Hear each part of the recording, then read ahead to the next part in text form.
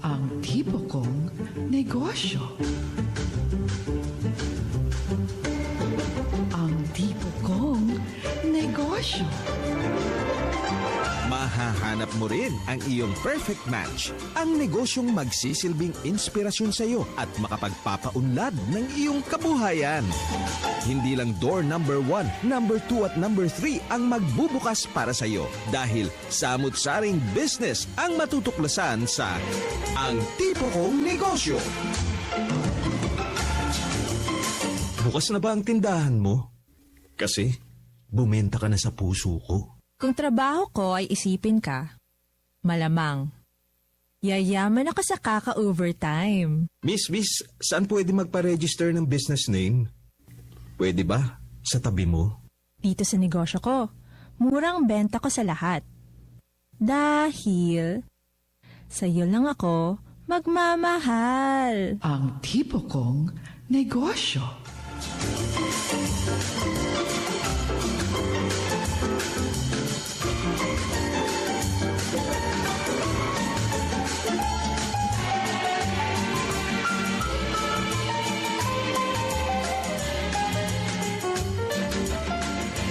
Magandang umaga po sa inyong lahat mga kaibigan. Sa ngalan po ng ating kasama dito sa Master Control, Rene Etable, sa ating mga transmitter engineers, at sa ngalan po ng ating kasamang Tess Ramirez na indisposed ngayong araw na ito. Ito po ang inyong lingkod, Josette Olivera, at syempre, good morning, Director Telma.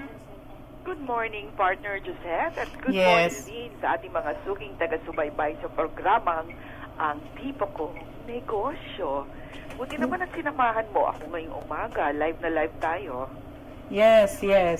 Oo, pero ang ating partner Tess ay missing in action. Yes. Indisposed baka mo? Alin-alin? Indisposed ngayon si ating Ngayon partner yata Tess. kasi hindi daw sumang-ayon yung nireseta sa kanyang gamot sa kanya. Mukhang, kaya masama yung kanyang pakiramdam. Ay, ganun. Oo. Kaya, So, pagaling- get well soon, Tess. Oo, pagaling ka, partner Tess.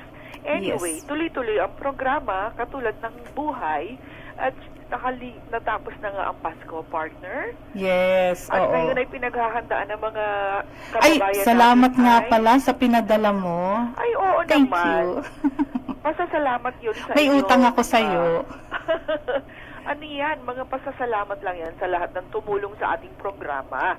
Yes, oo. Kasi kung wala naman tayong mga katuwang, ay Mm-mm. hindi magiging matagumpay yung ating programa. So, yan. Anyway, katulad ng sinasabi ko, partner, ngayon, tapos na yung Pasko.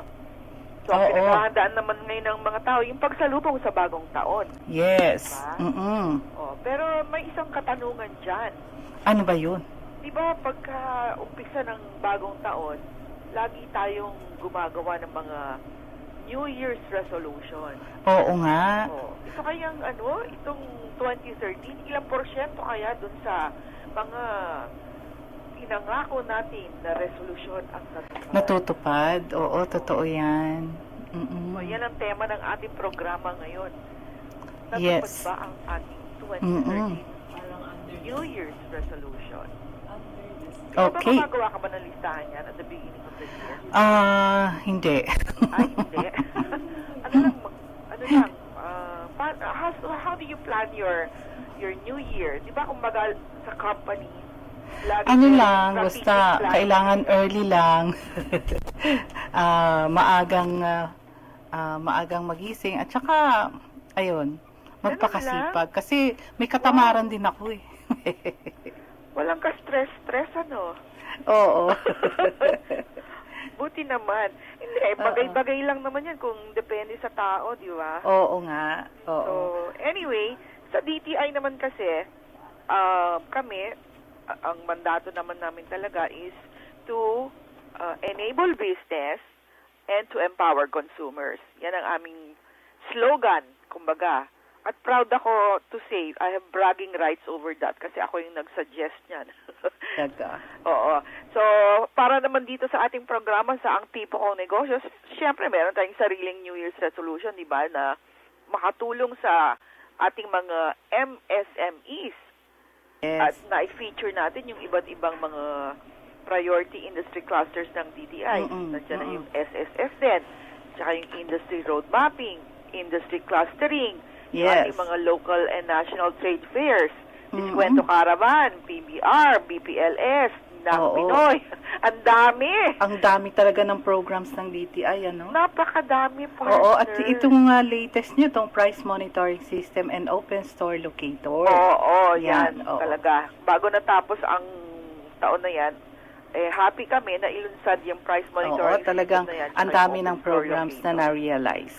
At partner, nandito na sa kabilang linya ng ating komunikasyon ngayon, ang ating guest, ang officer in charge ng DTI NCR at National Industry Cluster Coordinator, si Mr. Ferdinand Manfoste. Yes, Good morning po. ARD Ferdy Manfoste. Siya rin yung Industry Cluster Coordinator for the Health and Wellness Yes. Tourism Sector. Mm-mm. Ayun. So yan ang kakamustahin natin, partner. Kamusta na ba itong industry na ito? So let's welcome to the program Ferdy Manfoste. Good morning. Yes, magandang umaga, Director Thelma. And Yes. Miss Josette, magandang Yes. umaga po sa inyong lahat, sa ating mga tagapakinig dito sa Radyo ng Bayan. Buti naman at gumising ka ng maaga para sa programa. At talaga Kahit- naman tayo ay maaga rin naman talagang gumigising. Siyempre, pasok tayo sa DTI. Oo. Kailangan nating maging maganda naman ang ating bungad para Oo. sa mga kliyente, hindi ba? No, wow. Speaking like a pro. Okay, Director At nga pala, Ferdy. gusto kong batiin ng advance Happy New Year ang lahat. Lalong-lalo sa inyong dalawa. Okay, sana nga Yes, ay Happy New Year magbilang ang din. Elka at maging happy and prosperous New Year ang 2014, Year of the Horse.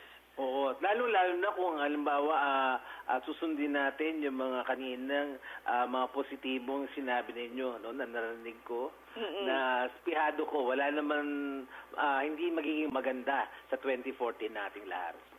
Dapat lang. So, speaking of 2014, ano ang hinaharap ng Health and Wellness Tourism Cluster sa 2014? Alam mo, napakaganda, Director Thelma, Miss Josette, napakaganda ng ating naging planning actually doon sa ROG, yung Regional Operations Group ng DTI, kung saan 16 na regions o regional offices ang nag-participate para sa mga clusters o priority clusters ng Department of Trade and Industry. Isa na nga yung health and wellness para sa National Capital Region. Alam naman natin, ito sabi mo nga, sabi natin kanina, yung mga regarding New Year's resolution, Yes. parati na lang talaga every year, marami talaga ang New Year's resolution ay magda-diet na ako, magiging healthy ang aking magiging lifestyle, ang mga kakainin ko, titingnan ko parati, etc. etc. Pero siyempre, may kinakailangan disiplina rito lalo na sa health and Siyempre. wellness, hindi ba? Correct. Kaya nga, ito yung siguro yung isa sa advokasya ng health and wellness cluster, yung discipline sa katawan, sa lifestyle, at sa pag-iisip. Kaya nga, nung binuo itong health and wellness plans for not only for National Capital Region, kundi doon sa mga urban areas kung saan malaking portion nun ay meron ng health and wellness sector, katulad halimbawa ng Cebu, Davao, at iba pang mauunlad na mga rehiyon natin. Tinitingnan talaga nila yung ano yung mga dapat tingnan o standards na kinakailangang i-comply, no, para maging maganda yung plano para dito Pagdating sa ba health and sa wellness sector sa health natin. and wellness, ano yung ating kumbaga value proposition? How do we Actually- sell our health and wellness? Oo, ang sa National Capital Region actually ang priority natin is on medical treatment, medical treatment. Oo. Pero halimbawa, pagdating na naman sa Cebu, pag tingnan natin yung health and wellness sector nila, ito ay nakatuon naman sa tourism and tourism services. So ito yung mga spas, yung mga Yes. ganon. Oo. Sa So- atin naman, medical treatment, as well as kasama na rin doon yung mga spa and mga health and wellness facilities natin. Lalo-lalo na, marami rito sa Metro Manila, no? Lalo yung mga advanced facilities natin dito Oo. sa National Capital Region. So, saan ba tayo magaling yung hindi naman tayo masasabi na stem cell, ganun-ganon, di ba? Center or ano yung sa ating expertise, kumbaga? Pagdating sa larangan ng Medical. sinasabi nating identified focus treatments, Oo. yung medical treatment. Well, actually may 4 tayo na masasabing kung saan ang National Capital Region ay ay may expertise talaga. Ito yung number 1, ito yung executive check-ups and rejuvenation intervention. Alam naman natin dahil sa dami ng mga hospitals dito, nandito yung mga parang tertiary level hospitals na talagang ang facilities ay napaka-advanced tulad ng, okay ba magsabi ng mga hospitals na... Oo naman, Oo, ito tulad ng mga St. Luke's, sa Global, sa E. Rodriguez, Asian Hospital, Medical City, among others. Ito ay nagbibigay ng mga magagandang rejuvenation intervention, lalo pagdating sa mga resulta ng mga executive check-ups na ginagawa nila para sa mga kliyente. Alam naman natin maraming malalaking kumpanya rito, lalo na sa Metro Manila, at yung mga multinationals natin ay kumukuha ng serbisyo sa mga ganitong hospitals na katulad nung nabanggit ko. Kaya yung, so, executive check-up. Both for men and women. Number 1 natin na isang medical treatment o focus treatments natin. Pangalawa, yung cosmetic, dental, and day surgeries. Naku, sa mga panidoso. Ito maganda. Ito yung kasama na rito yung mga hair transplant, dental service, hand surgeries, cataract surgeries, among others. Ito yung sabi ko nga, cosmetic surgery. Cosmetic medicine. So, nose lift, breast lift. Yes, tummy tuck, etc. Sabi nga natin hindi na ito pambihira, Kumbaga naging everyday part of the medical world itong mga ganitong cosmetic medicine treatments. At yung pangatlo? Yung pangatlo nating focus pangatlo treatment. natin yung Alzheimer's dementia care. Ito talaga. Geriatric naman yan. Yes, ito naman talaga yung kumbaga nagiging malaking parating percentage o palaki ang percentage sa ating mga pasyente yung nagkakaroon ng ganitong kondisyon, yung Alzheimer's at saka dementia, yung nagiging ulyanin, limutin. Kaya ito yung isa sa mga tinitingnan. At ang panghuli sa lahat, ito yung bone and joint diseases. Ayun, 'di ba? Yung mga osteoarthritis, mga ganon. Tama. Ito yung mga lalo na sa kababaihan, yung osteoporosis. Diba? Kaya ito yung mga 4 na nakita ng ating Health and Wellness Committee. Kasi bumuo tayo ng committee niya sa Health and Wellness Cluster para matingnan o mapag-aralan ano ba yung mga talagang treatments na palasak o parati na lang ina-avail ng ating mga kliyente dito sa Metro Manila. Kaya nga, sabi ko nga, actually noong noong 1987 pa actually tayo nagkaroon ng isang executive order na may kinalaman sa mga accreditation ng mga health facilities and spas natin, noon pa man pinapatupad na yung mga standards na kinakailangan para for compliance purposes na makita ng mga regulating bodies natin na talagang ang mga facilities na ito ay up to the standards. Hindi lamang sa local but global as well. Sino nag-check niyan? Who yung standards? Which standard do we follow? Ito yung standards on accreditation for health facilities and spa na sabi natin na pailalim sa Executive Order number 120. Yun. Yun. Pero sino yung pinaka-accreditation body? Ang DOH, Department of Health ito yung DOH. under sa Department of Health, Okay. Kung pwede siguro ko lang, i-enumerate ko lang, ano, kung ano yung iba yung kinakailangang standards o minimum standard requirements para sa mga ganitong facilities, ano? Okay. Okay, number 1, ang unang-una yung location and environment na kailangan maging ligtas, maayos, malinis, tahimik, at nakaka-relax yung kapaligiran, no? Ayun. Kaya makikita mo yung mga nasabi kong hospitals kanina, maganda yung mga locations nila, di ba? Lalo-lalo na ngayon, dahil bagong-bago siya, ang Asian Hospital, and at the same time, yung sa Global St. Luke's. Oh, yun. Tapos yung isang standard pa rin yung lounge and reception counter. Na kailangan dito may mga qualified staff at mga waiting area for customers. Kinakailangan yung mga staff are really trained para Well-informed. Yes, well-informed at well-trained talaga para mabigyan ng service yung mga customers nila. At yan dapat magandang waiting area. Alam mo ba nakikita natin ngayon sa mga hospitals ngayon, akala mo 5-star hotels na. Oo nga eh. Oo, di ba?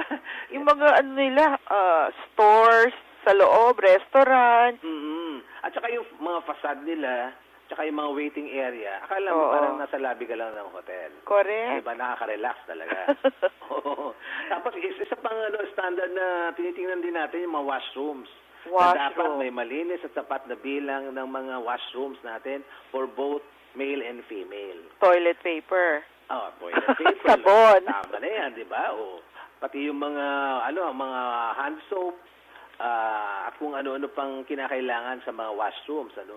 Isa pang standard yung locker rooms. Dapat may ligtas at iwalay ng mga locker rooms para sa mga babae at lalaki. At siyempre, alam ba, sa mga spa natin, kinakailangan kasi isuot mo yung attire nila, yung wardrobe, wardrobe ang tinatawag natin, wardrobe. So, kinakailangan tanggalin mo lahat ang mga personal belongings mo. Dapat meron tayong locker room na safe at pwedeng paglagyan ng ganitong mga gamit natin. Personal effects. Isa pa, shower rooms. Dapat may mga shower rooms. At ganun pa rin, may tamang bilang ng shower rooms at hindi nagsisiksikan. At mayroon dapat hiwalay for both male and female. Treatment rooms. Yun, mga treatment rooms. Dapat hiwalay pa rin, Kasi, kumbaga, dito sa Pilipinas, hindi natin masabi na napaka-moderno, may marami pa rin mga konserbatibo na gusto pa rin nila na hiwalay yung mga lalaki sa mga babae pagdating sa dapat naman. Ayun. At isa pa, syempre, yung standard on services, yung yung mga masahe, yung steam, sauna, mga water baths, spa treatments. Ito yung mga serbisyo na kinakailangan complying to international standards, hindi kinakailangan lalo na sa pagmamasahe na kinakailangan talagang lisensyado yung mga masseurs o yung mga therapists. Nagbibigay mga therapists na ito. Na talaga sila? Accredited at lisensyado talaga ng DOH. Ayun. Naku, ang dami palang kailangan na i-comply dyan para ikaw mabigyan ng accreditation. Oo, tama. Kaya at may isip natin, ito yung 1987 pa pala na ipalabas. Pero hindi na ipapatupad. Hindi lang na ipapatupad. Sa bagay, ito na lamang mga nakaraang taon na lang, recent years na lamang pumutok bali yung yung karamihan ng mga health facilities at saka mga spa na ito. Kaya siguro lalong pinagtibay yung pag-implement nitong executive order na ito. Ayun. Okay, bilang panghuling katanungan siguro si partner Josette, may tanong ka ba? Baka gusto mong itanong kailan itong National Health and Wellness Conference? Oo nga, yung last na question ko. Kailan po itong National Health and Wellness Conference nyo, magandang Director? tanong yan kasi siyempre gusto natin lahat, lalong-lalo na tayong mga health conscious daw tayo, na makakapag-participate dito sa Health and Wellness Summit. Actually, Health and Wellness Summit ito. Ito ay nakaschedule actually wala pang specific date but first quarter of 2014. First quarter of 2014 ito. At syempre ang anchor organization natin dito ay yung Philippine Wellness Association na pinangungulahan ng ating presidente na si Miss Margie Lupinco. Ah. At saka yun naman yung ating presidente ng HAWAC o Health and Wellness Association of Quezon City na si Dr. Armando Delizo. Si Dr. Sila yung mga Delizo. pangunahing private sector partner ng DTI at saka ng iba pang ahensya ng gobyerno tulad ng DOT, DOH at at TESDA na makapagpapatupad nitong Health and Wellness Summit natin. At inaasahan natin na magiging marami yung participants nito at magiging conscious. Lalo natin yung mapagtibay yung advokasya on health and wellness. Meron pang isang bagong grupo dyan, yung Philippine Wellness Council of the Philippines. Yes, isa pa rin yan, no? Philippine Wellness Council of the Philippines. Oo. Isa pa rin yan sa mga kasama natin o kapartner natin dito sa Philippine National Industry Cluster for Health and Wellness. Right. Na pinangungunahan o pinapatupad ng Department of Trade and Industry. Okay, so siguro sa susunod natin na interview kay Director Ferdy, Yes, oo. pag-usapan natin, Josette, yung Health and Wellness Conference at yung agenda at yung programa. Yes. Ang maganda, Director Telma, siguro isama na rin natin itong mga namumuno sa atin sa private sector, sila Ms. Margie Lupinco, Philippine Wellness Association at saka si Dr. Armando Delizo, para mas lalo nila maibigay yung mga detalye tungkol dito sa magiging summit natin sa 2014. Okay, so sasali tayo dyan sa planning ng summit. Yes, tama-tama. At sana maging inaanyayahan natin mga tagapakinig natin na ito pong 2014, maging talagang seryoso tayo sa pagtingin sa ating kalusugan, sa ating health and wellness na tinatawag. Kaya po, siguro ang wish natin, mabuhay tayo ng naayon sa tama at sa tamang lifestyle at sa mga tamang pagkain. Thank you very much, Director Salamat, Director Ferdy. Telma, Miss Josette. Happy New Year po sa inyo lahat. Happy New Year din po. Happy New Year. Health you. is wealth. Si Director Ferdinand Manfoste ang OIC DTI NCR at National Industry Cluster Coordinator ng Health and Wellness Tourism. So, balik po tayo mga kaibigan. Dito pa rin, ready na ba yung susunod na guest natin? Okay. Ang ating pong Director Telma, nandito na yung ating susunod na guest. Okay, at may kaugnayan pa rin sa wellness dahil kung ikaw ay, ang tawag ito, pabaya, baka hindi mo na abutin ang bagong taon. At ang pinag-uusapan natin dito ay, syempre, ang walang kamatayang mga paputok. At sino pa ba ang may kakayanan para magpaliwanag kung hindi ang Provincial Director ng DTI Bulacan? Yes. Walang iba kundi si Ms. Zorina Ryan Aldana. Good morning, PD. Hello, good morning, Director Tem. Kamusta po ang Pasko? Josette, yes. Merry Christmas Morning and po. Happy New Year sa inyong dalawa at sa lahat ng mga nakikinig ng Radyo ng Bayan. Okay. So, syempre, tapos na yung Pasko. Bagong taon, sasalubong. Nandyan palagi ang usapin ng fireworks. Yes, mapapanahon na naman. Oo nga. So, teka muna. Yung paano, pinopromote natin, hindi naman natin sinasabi na wag na kayo gumamit ng fireworks kasi nakagaulian na yan, di ba?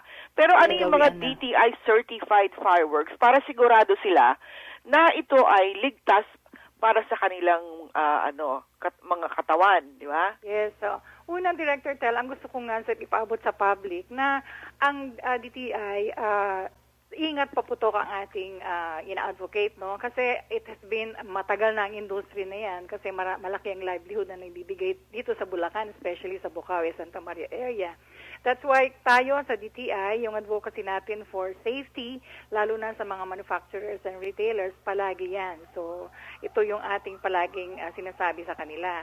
Ngayon, alam mo, ang paputok kasi o yung fireworks industry, ang nagre-regulate talaga niyan ay ang PNP, di ba? Under the Republic Act 7183, mayroon kasing batas dyan na nire-regulate yung sale, manufacture, at saka yung distribution, at saka yung paggamit ng fireworks and other pyrotechnic devices.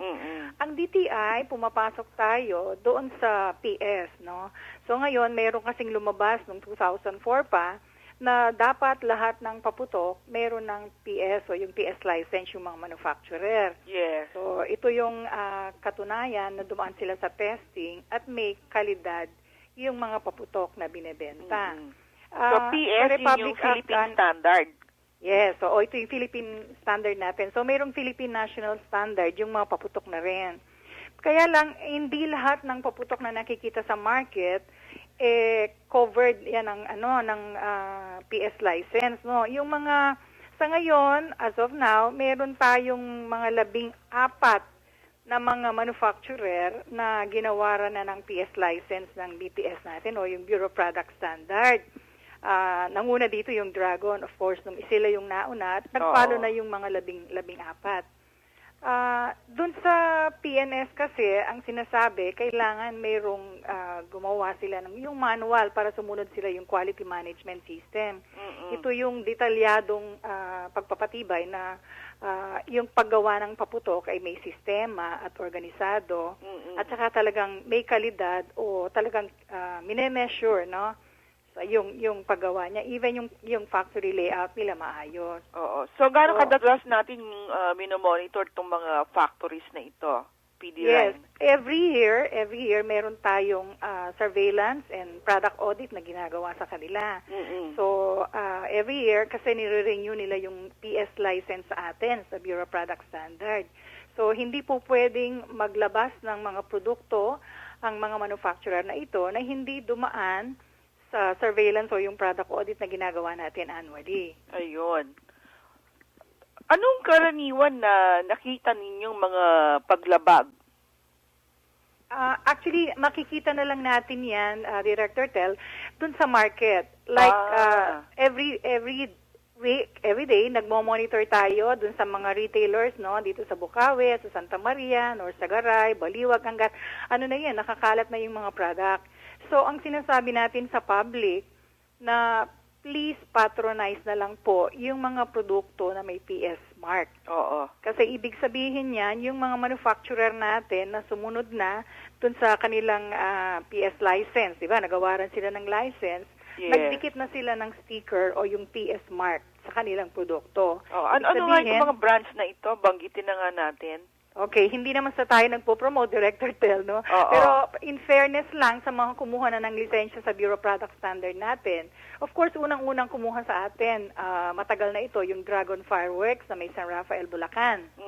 Tapos nandyan din yung Diamond Fireworks, yung Platinum Fireworks, Phoenix Fireworks, Tiger Fireworks, LF Fireworks, yung Pyro Creation Fireworks, Nation Fireworks, SPM Fireworks, Double L Fireworks, Ursis Fireworks, ZNN Fireworks, RF Fireworks, A. Santiago Fireworks, Purity Fireworks, Yankos Fireworks, at yung latest yung Legend Fireworks.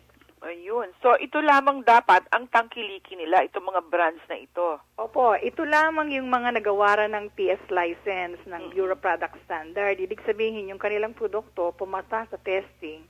At the same time, may lisensya silang hawak na pwede silang mag-manufacture na based sa standard ng pyrotechnics. Magkaiba yung fireworks sa firecrackers, yung paputok tsaka pailaw. Actually, ang nakikita sa market ngayon, Director Ted, dalawang klase, no? Yung paputok at saka yung pailaw. Oo. Yes. So, yung mga paputok, ang sinasabi ng batas ng Republic Act 7183, dapat hindi lumalampas sa 1/3 teaspoon lang ng powder. So, maliliit lang ito na paputok. Itong ng pabalita na 1 kilong yata pulbura yung ginagamit dito sa Yolanda o Napoles. Ito na yung bawal na pinagbabawal ng PNP. Ito yung mga inuhuli nila. Oo. Alam mo, dito sa Bulacan, ito yung mga kumakalat nga parang napapanahon din. Meron daw gumagawa ng ang pangalan na Yolanda, may Napoles. So ito na yung mga pinagbabawal at inuhuli na ng PNP. Oo, grabe Sobrang yun. lakas. So, naku, pag naputokan kayo nun hindi lamang daliri ang mapuputol sa inyo. Nako, buong katawan mo na, patay Oo. ang tatamaan nito, patay kasi sobrang lakas na daw yung mga ganitong klase. So, isang kutsara lang pala dapat? 1/3 teaspoon lang. 1/3. Opo, 1/3 teaspoon lang ng powder. Paano mo naman malalaman kung 1/3 lang? So, dapat talaga doon kayo bumili yung sa mga binanggit na mga Yung mga companies. tindahan, opo. Oo. O yung mga brand na yun. Actually, dun sa Republic Act, Director Tel, may mga sinasabi na mga anong klaseng fireworks at saka pyrotechnic devices ang pupwede lamang, no? Yes. So, ito yung mga karamihan na in-applyan ng mga PS licensee natin. Kunyari yung sample ng firecrackers natin, mayroong baby rocket, may bawang, small triangulo, Oo. yung pulling of strings, paper cups, El Diablo, may Watusi, Judas Belt, Skyrocket. Kaya lang, ang composition nito, yung chemical nga, it's 1/3 teaspoon lang na powder. Hindi Okay. pwedeng lumampas kasi sobrang lakas na kapag ka lumampas. At ito na yung inuhuli ng PNP. Dun sa mga pyrotechnic devices, so ito yung mga pailaw na karamihan ito yung mga mabiling nakikita natin. Yes. Ito yung mga sparklers, no? The type of yung mga luces, mga fountain, yung mabuhay, Roman candle, trompilyo, mga butterfly, yung lahat ng yung pailaw, yung mga quitis na pailaw, yan, mga Oo. safe yan. Kasi pailaw lang sila. Mga ilan bang tao ang na-employ nitong industriya na ito? Based sa survey namin, siguro mga 2 years ago, mga 5,000. 5,000? Yes, so mga empleyado yan, no? That's why malaking industry ito kasi more than a decade na kasi matagal na itong industry ito. Kaya tayo sa DTI, ang advocacy natin is ingat na lang, no? Especially yung mga manufacturers sa paggawa ng kanilang mga pailaw at paputok. Kasi nga, pagka livelihood naman ang tinamaan, kawawa din naman sila, di ba? That's why tayo, tinutulungan natin sila na kung ang PNP, sila yung nagre-regulate ng paputok, tayo sa DTI, developmental tayo. That's why yung ating PS license o yung PS product standard natin, yun nating ini-impose sa kanila para maging kalidad naman ang mga produktong ginagawa nila. Ayun. O, partner Josette, may tanong ka? Itatanong ko sana kay Director kasi alam niyo naman po yung mga Pilipino pag nakakita ng mas mura, yun ang binibili nila. Hindi nila alam minsan na substandard pala yun, yung mga paputok. Oh yes. Kaya nga ang sinasabi ko sa kanila, Ma'am Josette, na sana tangkilikin lang nila yung mga produkto na may PS mark na. Kasi ito ang katunayan na dumaan ito sa testing. At the same time, tinututukan natin yung manufacturer nito kasi nga every year meron tayong ginagawang product audit at surveillance audit sa kanilang kumpanya. Ayun. Okay, so for 2014, isang pagbati sa ating mga kababayan bago tayo magtapos. Yes, actually gusto kong ipaabot din sa public na kahit gaano po kaganda ang mga paputok na ginagawa ng ating manufacturer, gaano sila ka-safe, pero dapat mayroon din pag-iingat sa ating mga consumer sa paggamit. Especially, pinagbabawal po na yung mga bata, pabayaan silang magpaputok na sarili nila. Dapat mayroon pong parental supervision. At the same time, yung mga kababayan natin na wag po kayong magpapaputok kung kayo lasing, no, nakainom. Kasi yung mga nagiging disgrasya, no. At saka yung safe nga, nagpapakalat kami ng mga flyers ngayon dito sa may mga tindahan dito, yung safety precaution sa pagtitinda ng paputok. Yung hanapin na mayroong mga fire extinguisher lahat ng tindahan, mayroong tubig na nakabalde sa tabi nila, yung for fire use only. Tapos yung no smoking, no testing sa lahat ng tindahan. Kasi ito po yung palagi nating napapansin na palaging may mga nag-i-smoke, tapos may nagtetest sa tabi. So bawal na bawal po yon. Tapos nga yung PS mark. Hanapin po sana nila yung may mga PS mark lamang. So yan, sana po ay isinulat ninyo lahat ng dapat ninyong bantayan. At syempre yung listahan ng ng mga companies na minention kanina ni ni PD Ryan na yun lamang po ang tangkilikin ninyo. PD Ryan, thank you very much and we wish you the best in 2014. Happy New Year po sa lahat. Happy New Year. Yes, mga kaibigan, si Director Zorina Aldana, ang Provincial Director ng DTI Bulacan. So, meron na po tayong 42 minutes after 8 o'clock. Yes, Director Telma, alam mo yung mga Pinoy kasi pagka sinabing paputok, mas gusto nila yung malakas. Ang gusto ba nila yung malakas? O, di wag sila maligo ng 3 araw. Talagang malakas yung putok nila. Oo nga, putok din yun, mas grabe. Pero alam mo, kung pumunta lang sila sa Davao, nako, hindi sila pwedeng magpaputok. Bakit? Bawal Ay, na nako, bawal dun. mapuputukan sila ni Mayor. Oo. Ay, nako. Hindi ba tayo magbe-break for station break? Magbe-break muna tayo, Direct. Okay, sige. Alamin ang mga local, national at international issues. 738 sa Mega Manila. Mas pinaganda, mas pinalawak, mas pinalakas. Ang bagong radyo ng bayan. Okay mga kaibigan, tuloy-tuloy po tayo dito pa rin sa ating programa, ang tipo kong negosyo at ready na. Director Telma ang ating guest. Siya po yung organizer ng Startup Weekend Cebu, si Tina Amper. Okay, napakagandang pag-usapan ito dahil mag-uumpisa ang bagong taon. So let's talk about startups. Yan. Yes. Good morning po. Good morning, Tina. Thank you for inviting me. Naku, medyo mahina yung boses ni Tina. Ay, marinig niyo ba ako ngayon? Yes, Hello? better. Oo. Good Ayun, morning. okay na. Good morning. Good morning sa inyong lahat dyan. Thank you for inviting me po. Oh, are you talking out from Cebu? Sa Cebu, opo. Okay. So, are you really based in Cebu? Yeah, sa Cebu na ako nakatira ngayon. Okay.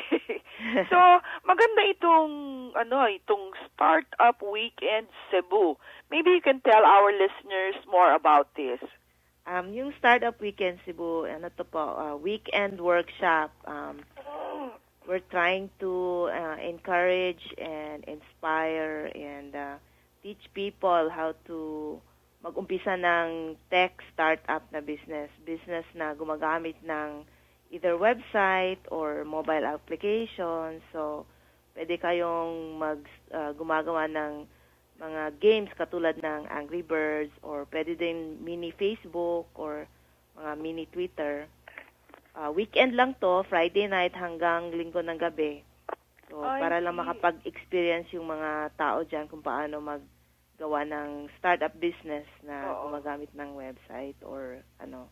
So is that enough to be able to learn and start a business, a tech business?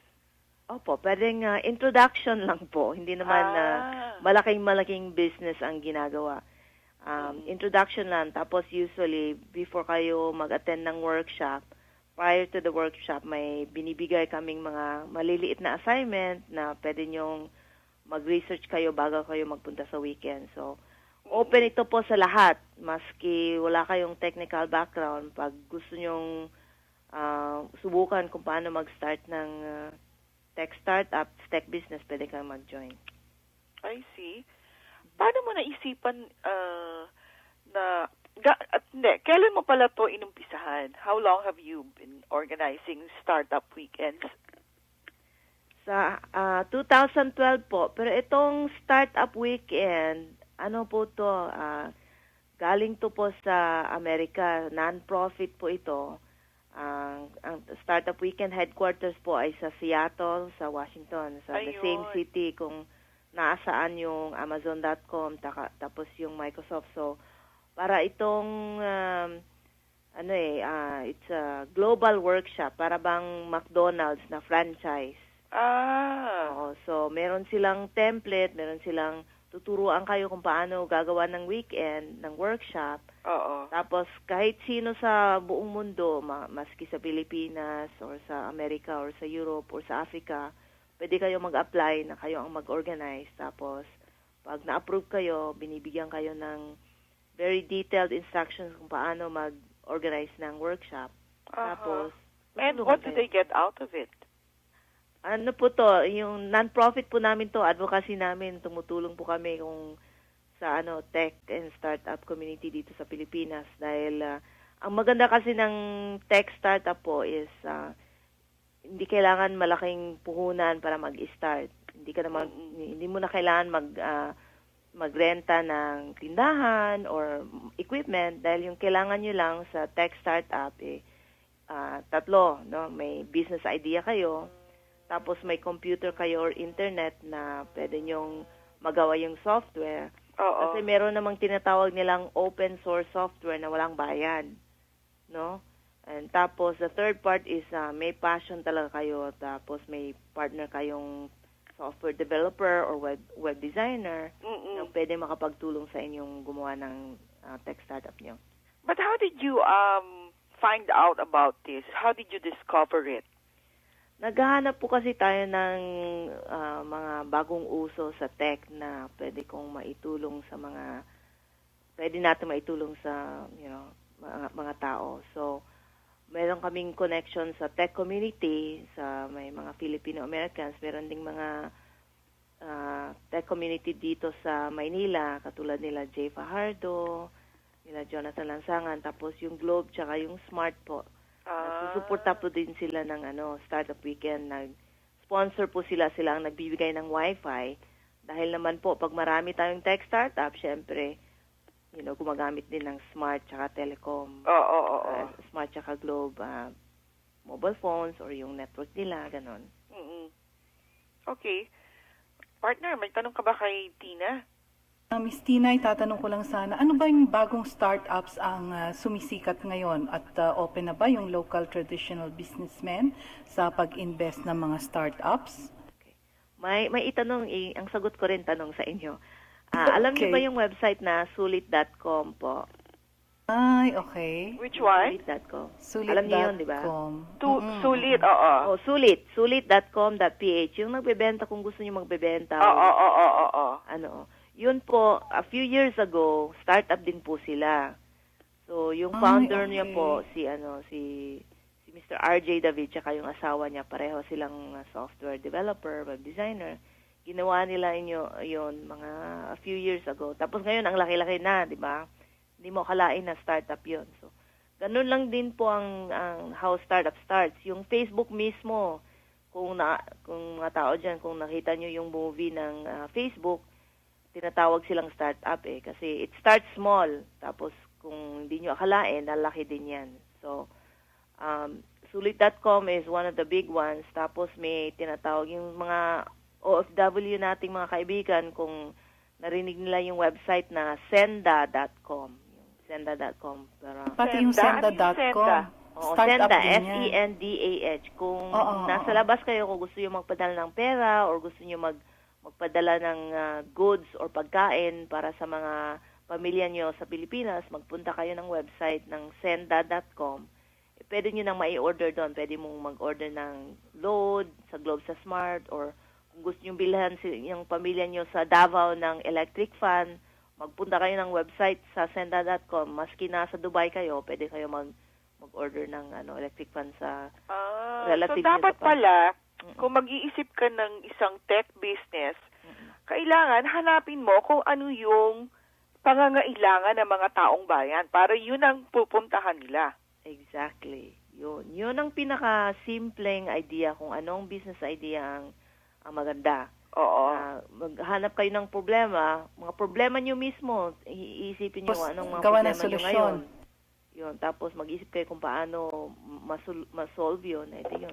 Ganun. Oo. Kunyari, naiinis ka na pumunta sa iba't ibang ahensya ng gobyerno, pipila. Yan. Paano natin i-resolve yon? Yan, oo.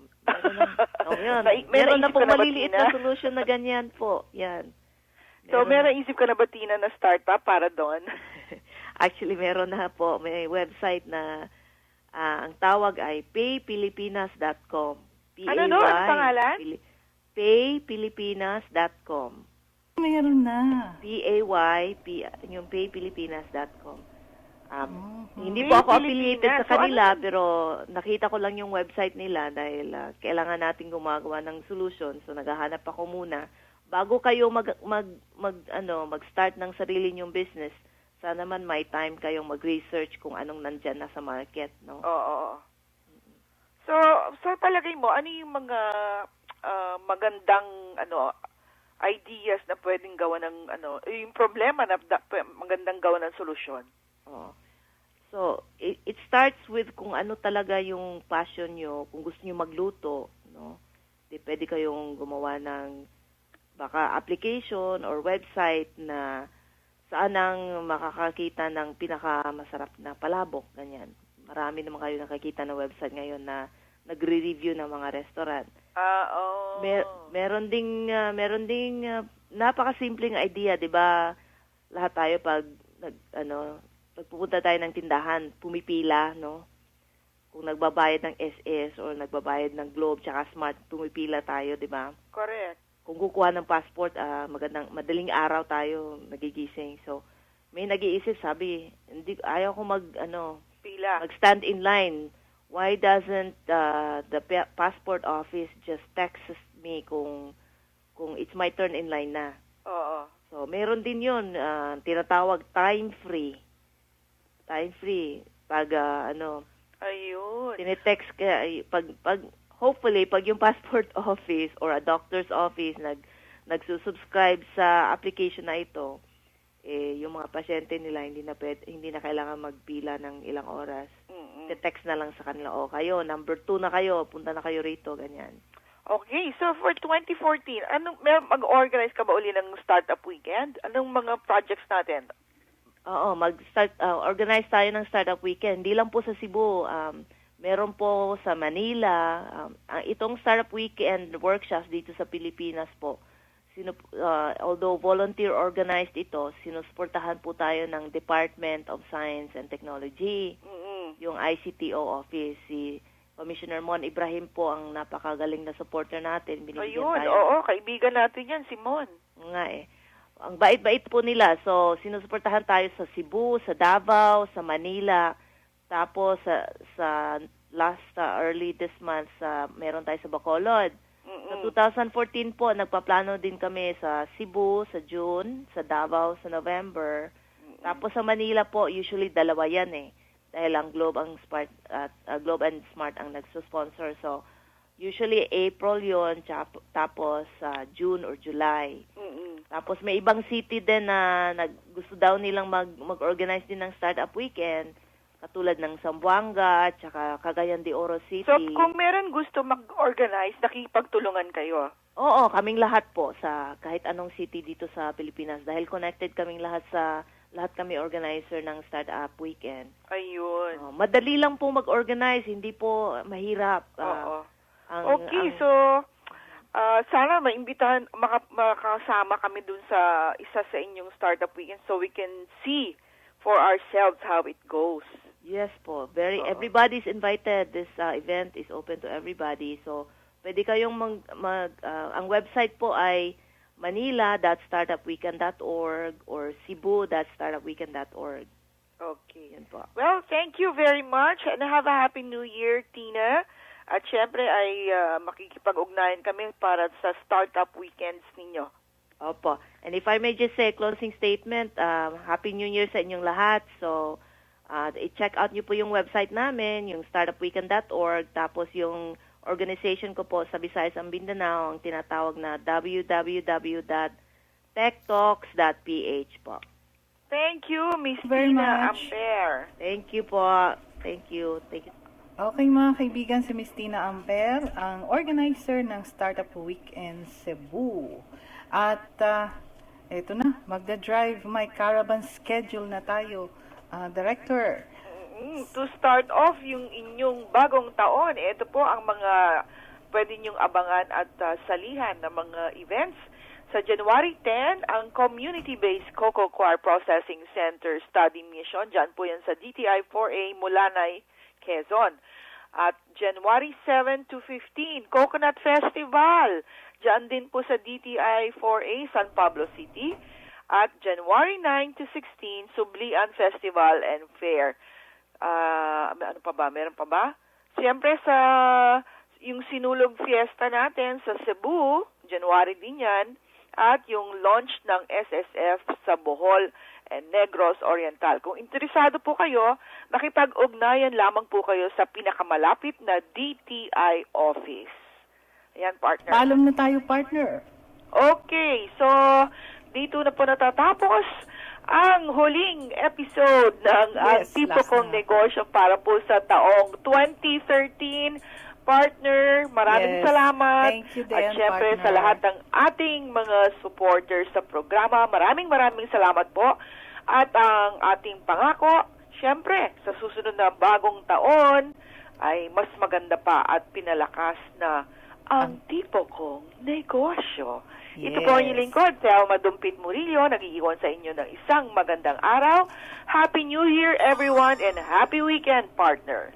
Happy weekend and partner, at sa ngalan po ng ating kasama dito sa Master Control, Rene Etable, sa ating transmitter engineers, at kay Tess Ramirez, ako po si Josette Olivera. Magandang umaga po.